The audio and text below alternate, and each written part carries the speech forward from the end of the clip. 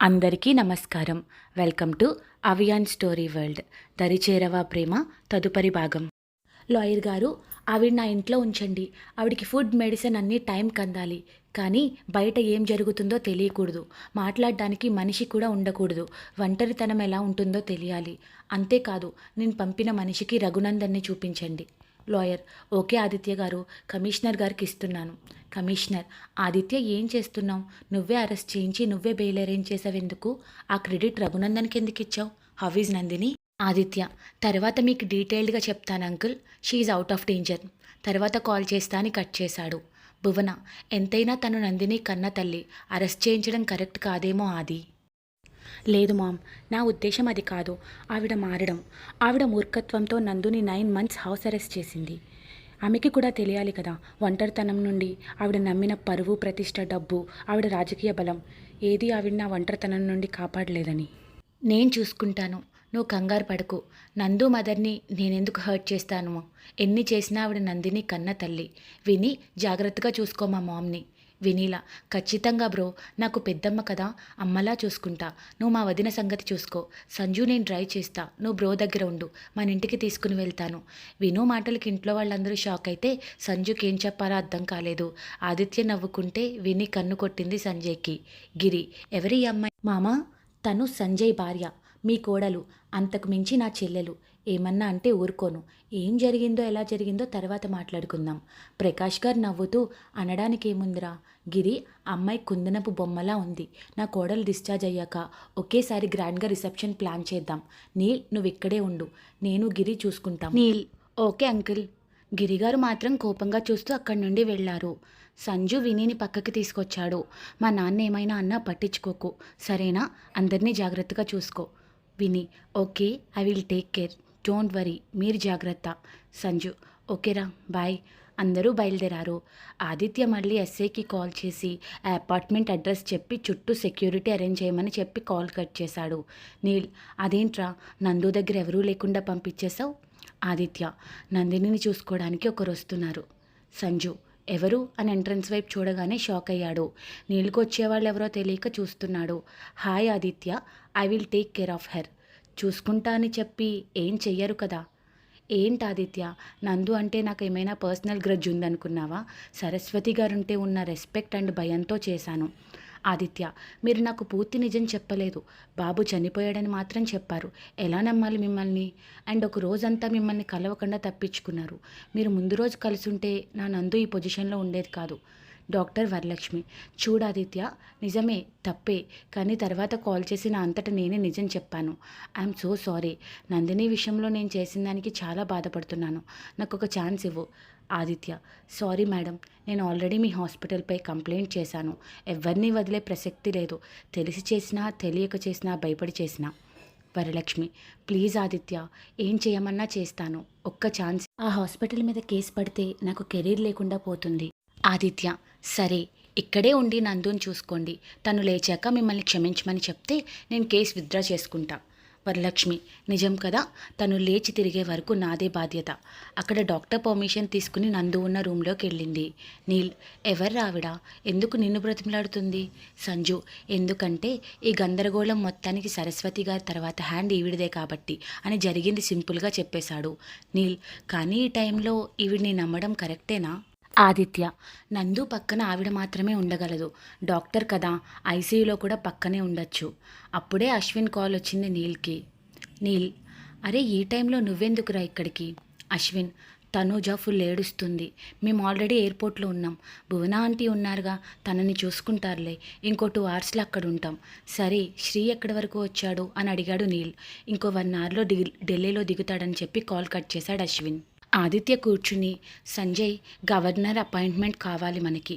మళ్ళీ కేసు వేయాలి. Court proceedings అన్నీ 3 daysలో ఫినిష్ అవ్వాలి. నీల్: శ్రీ ఢిల్లీలో ల్యాండ్ అవ్వగానే నాతో మాట్లాడమను. నీల్: సరే. ఆదిత్య: ఇంతకీ అచ్యుత్ ఏమైనట్టు? ఇంత చేసిన వాడు కోర్టు టైంకి రాకపోవడం ఏంటి అని ఆలోచించి తనని కలిసిన ఎస్ఐని మళ్ళీ హెల్ప్ అడిగాడు ఆదిత్య. అచ్యుత్ ఫోటో పంపి వెతికించమని చెప్పి కాల్ కట్ చేశాడు. నీల్: నేను సంజు వెళ్ళి గవర్నర్ గారిని కలుస్తాం. నువ్వు శ్రీతో టచ్లో ఉండు. ఢిల్లీలో దిగగానే నేను చెప్పిన పని చేయి. అండ్ అక్కడ ఉన్న వాళ్ళని కూడా కాంటాక్ట్ చేయడానికి ట్రై చేయి. ఎట్టి పరిస్థితిలో శ్రీ వాళ్ళని కలవాలి. 3 గంటల తర్వాత ఎస్ఐ కాల్ చేయడంతో సంజుని గవర్నర్ అపాయింట్మెంట్ కోసం పంపి ఎస్ఐ చెప్పిన అడ్రస్కి వెళ్ళాడు ఆదిత్య. అదొక హాస్పిటల్. అక్కడ ఐసీయూలో ఉన్నాడు అచ్యుత్. విపరీతంగా వంటి నిండా కత్తిఘాట్లతో. చాలా బాధ కలిగింది ఆదిత్యకి అచ్యుత్ని అలా చూడగానే. ఒక విధంగా వాళ్ళిద్దరూ కలవడానికి కారణం అచ్యుత్. డాక్టర్ని కలిశాడు. చాలా క్రిటికల్ కండిషన్ అని చెప్పడం, చాలా దారుణంగా కొట్టారు, బతకడం కష్టమని చెప్పడంతో ఒకసారి చూడొచ్చా అని ఐసీయూలోకి వెళ్ళాడు. అచ్యుతని పిలిచాడు. కళ్ళు తెరిచి, నన్ను వెతుక్కుంటూ వచ్చావంటే నీ నందు నీకు దొరికిందా? ఏం జరిగింది అచ్యుత్? లాయర్ని కాపాడాను. ఆ రఘు మనుషులకి దొరికిపోయాను. నేను నా శాలినికి ఇచ్చిన మాట నిలబెట్టుకున్నాను ఆదిత్య. ఆ రఘుని మాత్రం వదలకు. వాడు శాలినిని ఫిజికల్గా, మెంటల్గా అన్ని రకాలుగా టార్చర్ చేసి చంపేశాడు. చనిపోయే 4 రోజుల ముందు శాలిని నాకు కాల్ చేసింది. నా ఫ్లాట్లో పెన్ డ్రైవ్ ఉంది విను. అది ముందే ఇస్తే నిత్య పాప గురించి తెలిసిపోతుందని ఇవ్వలేదు అంటూ కళ్ళు మూసేస్తున్నాడు. డాక్టర్ అని అడగడంతో వచ్చి చెక్ చేసి, తనకి ఏం కాకూడదు సార్ ప్లీజ్ అన్న ఆదిత్య మాటకి we will try our level best అని చెప్పి వెళ్ళిపోయారు డాక్టర్. అప్పుడే ఆదిత్యకి కాల్ చేశాడు సంజు. గవర్నర్ అపాయింట్మెంట్ దొరికిందిరా, ఇంకో 2 అవర్స్లో, వెంటనే మనం బయలుదేరాలి. అరుంధతి, ఒసే ఎందుకే ఎవరో పోయినట్టు ఏడుస్తున్నావు? ఓ నీ పిన్ని పోయింది కదా అందుక? మమ్మా కావాలి అని ఏడుస్తూనే ఉంది నిత్య. నాన్న మమ్మా కావాలి. రఘు, నీతూ మమ్మ వస్తుంది బంగారం, నువ్వు వెళ్ళి పడుకో అని కేర్ టేకర్ కప్పచెప్పాడు. పాప జాగ్రత్త. అలాగే సార్ అని చెప్పింది ఆవిడ. లాయర్, సార్ ఈ న్యూస్ చూడండి. అప్పుడే టీవీలో వస్తున్న సరస్వతి గారి అరెస్ట్ న్యూస్ చూడగానే ఒక కన్నింగ్ స్మైల్ వచ్చింది అతని మొహంలో. లాయర్, మా అత్తను అరెస్ట్ చేసి తీసుకెళ్లిన స్టేషన్కి వెళ్ళు. ఎస్ఐకి డబ్బులు ఇచ్చి మా అత్తని లోకప్లో చంపేమను. పరువు పోయిందని ఊరేసుకుందని చెప్పమను. ఇదంతా ఈ రాత్రికి జరిగిపోవాలి. అరుంధతి, ఎందుకురా? ఆవిడ 20% ఆస్తి కూడా మనదే కాబట్టి. ఎండీగా ఉన్న నందిని చచ్చింది, చైర్మన్ ఏమో జైల్లో చస్తుంది. కంపెనీ చైర్మన్గా నేను బాధ్యతలు తీసుకోబోతున్నాను. నీకెన్ని తెలివితేటలరా? పాపం నా అత్త అంత బతికి జైల్లో చస్తుంది. అరుంధతి, కానీ అదేంటోరా, ఆ చక్రవర్తి కుటుంబం మొత్తం నీ చేతిలోనే చచ్చారు.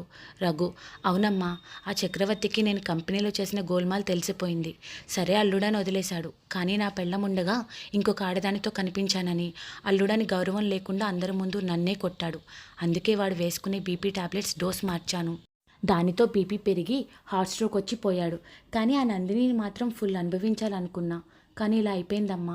ఒక అమ్మాయి వస్తుంది, నా రూమ్కి పంపించని అతని రూమ్కి వెళ్ళాడు. రఘునందన్ రూమ్లో నందిని దక్కలేదన్న కోపం అంతా ఆ అమ్మాయి పైన చూపిస్తూ దారుణంగా టార్చర్ చేస్తున్నాడు. ఫుల్ ఏడుస్తూ అరుస్తుంది ఆ అమ్మాయి. ఆ అమ్మాయి బాధపడుతుంటే వాడు ఇంకా రాక్షసానందం పొందుతున్నాడు. రూమ్ డోర్ కొడుతుంటే షర్ట్ వేసుకుంటూ చిరాగ్గా బయటకు వచ్చాడు. ఏంట్రా నీ గొడవ? బయటున్న లాయర్ని చూస్తూ చిరాగ్గా అడిగాడు. పాప కస్టడీ కోసం మళ్ళీ కేసు రీఓపెన్ చేయించారు. రేపే కోర్ట్ ప్రొసీడింగ్. ఏం మాట్లాడుతున్నావు? ఇవాళ కేసేస్తే రేపు కోర్టుకి పిలవడం ఏంటి? తన పాపకి అలాగే తన తల్లికి మీ వల్ల ప్రమాదం ఉందని ఆల్రెడీ అరెస్ట్ అయిన వాళ్ళ అమ్మగారిని బెయిల్ మీద తీసుకెళ్ళి ఎవరికీ కనపడకుండా దాచేశారని కేసు వేశారు సార్.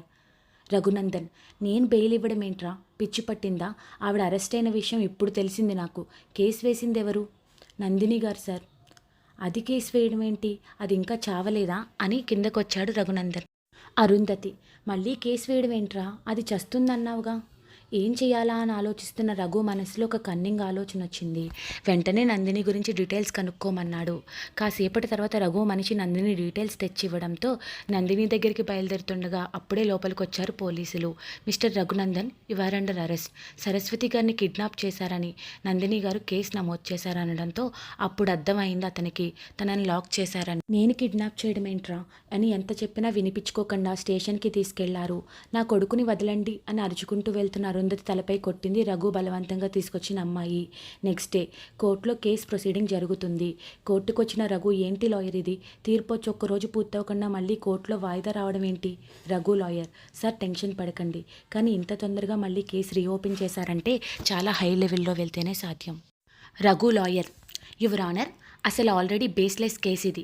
బిడ్డని కన్న తండ్రికి అప్పచెప్పకుండా మళ్ళీ తనకే ఇవ్వాలి అని కేసు వేయడం తప్పు. అందుకే ఏ వాదనలు అవసరం లేకుండా తన కన్న తండ్రికి అప్పచెప్పండి. ఆదిత్య లాయర్, అసలు వాదనే స్టార్ట్ అవ్వకుండా తీర్పు ఇవ్వమంటే ఎలా లాయర్ గారు? యువర్ ఆనర్, లాయర్ గారు చెప్పిన దానితో నేను ఏకీభవిస్తున్నాను. నిత్యని తన కన్న తండ్రికి అప్పచెప్పడం కరెక్ట్. అందుకే విక్రమాదిత్య గారికి అప్పచెప్పవలసిందిగా కోరుచున్నాను. Objection your honour. ఏం మాట్లాడుతున్నారు? విక్రమాదిత్య ఎవరు? ఆదిత్య లాయర్. ఆగండి లాయర్ గారు. యువర్ ఆనర్, నిత్య విక్రమాదిత్య గారికి అండ్ నందిని గారికి పుట్టిన పాప. కానీ ఈ రఘు గారు తన భార్యకి పిల్లలు పుట్టరు అనే కారణంతో నందిని పాప పుట్టగానే చనిపోయిన బిడ్డ పుట్టిందని చెప్పి నమ్మించి తన పాపని ఆయన పాపగా చెప్పుకున్నారు. దానికి శాలిని గారికి నందిని గారికి డెలివరీ చేసిన వరలక్ష్మి గారే సాక్ష్యం. నిత్య విక్రమాదిత్య కూతురు అని ప్రూవ్ చేసే DNA రిపోర్ట్ ఇది. వరలక్ష్మి అని పిలవడంతో బోన్లోకి వచ్చిన ఆవిడ, అవును జడ్జ్ గారు, ఈ రఘునందన్ నా కొడుకుని చంపేస్తా అని బెదిరించి నందినికి అబద్ధం చెప్పేలా చేశాడు. ఆ పాప నందినికి పుట్టిన పాప. శాలిని గారికి పుట్టిన బాబు చనిపోయాడు. రఘు అబద్ధం. నిత్య నా పాప. అయినా పెళ్లికాని అమ్మాయికి పిల్లలు పుట్టారంటున్నారేంటి? నా పాప పుట్టిన టైంలో నందిని ఢిల్లీలో కోర్స్ చేస్తుందని అరుస్తుంటే order. Aditya lawyer. Your honour, పెళ్లి కాలేదని ఈయనెలా చెప్తారు? జడ్జ్ గారు, విక్రమాదిత్య నందిని 5 ఏళ్ల క్రితం ఢిల్లీలో మ్యారేజ్ చేసుకున్నారు. దానికి మ్యారేజ్ సర్టిఫికేట్ సాక్ష్యం అని ఒక డాక్యుమెంట్. చర్చ్లో రింగ్స్ మార్చుకున్నారని కొన్ని ఫొటోస్ కూడా చూపించారు. రఘు లాయర్. ఓహో, మరైతే ఇన్నేళ్ళు విక్రమాదిత్య కేసు ఎందుకు వేయలేదు పాప కోసం? చెప్తాను సార్. జడ్జ్ గారు, నందిని ఆదిత్య గారితో చిన్న విషయంలో గొడవపడి పుట్టింటికి వచ్చారు. ఆ తర్వాత ఆదిత్య గారితో పూర్తిగా కాంటాక్ట్ కట్ చేశారు. పాపం, తన భార్య నందిని ప్రెగ్నెంట్ అన్న విషయం కూడా ఆయనకు తెలియదు. తర్వాత తెలిసిన బాబు చనిపోయాక నందిని యూకే వెళ్ళిపోయారు. ఇక విక్రమాదిత్య పట్టించుకోలేదు. దీనంతటికీ సాక్ష్యం సరస్వతి గారు. అందుకే ఆవిడ్ని కిడ్నాప్ చేశారు రఘు గారు. రఘు, నేనే కిడ్నాప్ చేయలేదు, ఇదంతా అబద్ధం. యువర్ ఆనర్, ఇవి రఘు బెయిల్ ఇప్పించినట్టున్న పేపర్స్. అంతేకాదు, నా క్లయింట్ విక్రమాదిత్య గారికి నిజం తెలిసేసరికి నందిని గారిని చంపాలని చూశారు. కేవలం చక్రవర్తి గారి ఆస్తి కోసం ఇదంతా చేశారు. ఇవే చక్రవర్తి గారి కంపెనీలో రఘు చేసిన ఫ్రాడ్స్కి సాక్ష్యం అని ఒక వీడియో ప్రూఫ్ సబ్మిట్ చేశాడు. అసలు రఘు లాయర్కి ఏం మాట్లాడాలో అర్థం కాలేదు. కారణం సాక్ష్యాలన్నీ రఘుకి వ్యతిరేకంగా ఉన్నాయి. సడన్గా నిత్య అసలు రఘు బిడ్డ కాకపోవడం వాళ్ళకి ఆశ్చర్యంగా ఉంది. రఘు పరిస్థితి మరీ దారుణంగా ఉంది. తను ఎన్నో తప్పులు చేశాడు, కానీ అసలు సంబంధం లేకుండా తను నిరికించడం అర్థం కాలేదు అతనికి. ఈలోపు జడ్జ్ గారి మాటలు వినిపించాయి. నిత్యశ్రీ అనే పాప మిస్టర్ అండ్ మిసెస్ విక్రమాదిత్య కూతురని కోర్టు నమ్మడంతో వాళ్ళ పాపను వాళ్ళకి సురక్షితంగా అప్పగించాల్సిందిగా రఘుని కోర్టు ఆదేశిస్తుంది. ఈ బాధ్యతని పోలీస్ శాఖ వారికి అప్పగించడం అయింది. రఘు అనే వ్యక్తి విక్రమ్ గారి బిడ్డని ఆస్తి కోసం తీసుకోవడమే కాక నందిని గారిపై మర్డర్ అటెంప్ట్ చేయడంతో రఘు చేసిన తప్పులకి 7 ఏళ్లు కఠిన కారాగార శిక్ష విధించడం అయినది. దీనంతటికీ ఒక రకంగా సహాయం చేసిన రఘు తల్లి అరుంధతి గారికి 5 ఏళ్ల శిక్ష విధించడం అయినది. నేను చెయ్యని వాటికి నన్ను ఇరికిస్తున్నారని అరవడం స్టార్ట్ చేశాడు రఘు. అప్పుడే వచ్చాడు ఆదిత్య. ఎలా ఉన్నావురా? రఘు, అరే, ఆ రోజు గుర్తు పెట్టుకుని ఇలా చేస్తున్నావు కదా. నువ్వు నమ్మినా నమ్మకపోయినా అదే నిజంపే.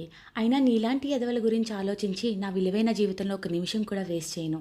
అప్పుడే అయిపోలేదు విక్రమాదిత్య అని ఒక కన్నింగ్ స్మైల్ నవ్వి వెళ్ళిపోయాడు. రఘువంక చూస్తూ నుదురు రబ్ చేసుకుంటున్న ఆదిత్య దగ్గరికి వచ్చారు నీల్, అశ్విన్ అండ్ శ్రీ. నీల్, వీడి చాప్టర్ క్లోజ్ అయినట్టేనా? అశ్విన్, నాకు నచ్చలేదురా అలాంటి వాడిని అంత సింపుల్గా వదిలేయడం. ఇంకా వాడు చేసిన క్రైమ్స్ అన్నీ బయట పెడతావనుకున్నాను. ఆదిత్య ఒక సైడ్ స్మైల్ చేసి ఐవింగ్ చేశాడు అశ్విన్ వంక చూసి. అర్థమైంది ముగ్గురికి ఏదో చేయబోతున్నాడని. పదరా నీల్, నా కూతుర్ని చూసుకోవాలి, వెళ్దాం పద అంటుండగా నిత్యని తీసుకొచ్చాడు కానిస్టేబుల్. ఫ్రెండ్ అనగానే నిత్య బంగారం అని ఎత్తుకుని గాల్లోకి ఎగరేసి ఫేస్ అంతా కిస్ చేశాడు. పుట్టినప్పటి నుండి నాకు దూరంగా ఉన్నావు కదరా, ఇక కొంచెం కూడా దూరం కానివ్వను అని అనుకుని తనని హత్తుకుని మమ్మ దగ్గరికి వెళ్దామా అని అడిగాడు. Please like, share and comment. Subscribe to Avian Story World. Thanks for watching.